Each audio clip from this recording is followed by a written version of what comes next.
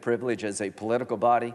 You're willing to deal out the Article III courts because you hate Trump that much. What you've done is you've weakened the institution of the presidency. And be careful what you wish for, because it's going to come back your way. So abuse of Congress should be entitled abuse of power by the Congress. If you think Adam Schiff is trying to get to the truth, I got a bridge I want to sell you.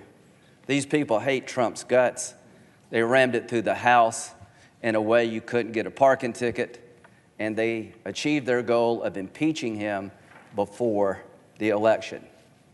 Well, the Senate's going to achieve its goal of acquitting him in February. And the American people are going to get to decide in November who they want to be their president. So acquittal will happen in about 2 hours. Exoneration comes when President Trump gets reelected, because the people of the United States are fed up with this crap. But the damage you have done will be long-lasting. Abuse of power. You're impeaching the President of the United States for suspending foreign aid for a short period of time that they eventually received ahead of schedule to leverage an investigation that never happened. You're going to remove the President of the United States for suspending foreign aid to leverage an investigation of a political opponent that never occurred. The Ukrainians did not know the suspension until September. They didn't feel any pressure. And if you're okay with Joe Biden and Hunter Biden doing what they did, it says more about you than it does anything else.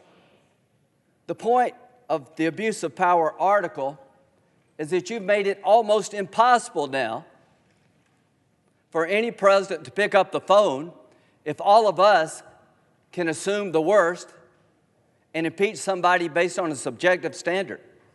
He was talking about corruption in the Ukraine with a past president. And the Biden's conduct in the Ukraine undercut our ability to effectively deal with corruption by allowing his son to receive $3 million from the most corrupt gas company in the Ukraine.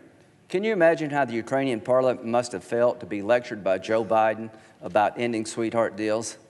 What you have done is impeach the President of the United States and willing to remove him because he suspended foreign aid for 40 days to leverage an investigation that never occurred. And to my good friend Dick Durbin, Donald Trump has done more to help the Ukrainian people than Barack Obama did in his entire 8 years. If you're looking for somebody to help the Ukrainian people fight the Russians, how about giving them some weapons? This is a sham. This is a farce. This is disgusting. This is an injustice to President Trump as a person. It's a threat to the office. It will end soon. It's going to be an overwhelming rejection of both articles. We're going to pick up the pieces and try to go forward, but I can say this without any hesitation. I worry about the future of the presidency after what's happened here. Ladies and gentlemen, you will come to regret this whole process. And to those who have these pens, I hope you will understand history will judge those pens as a souvenir of shame. I yield.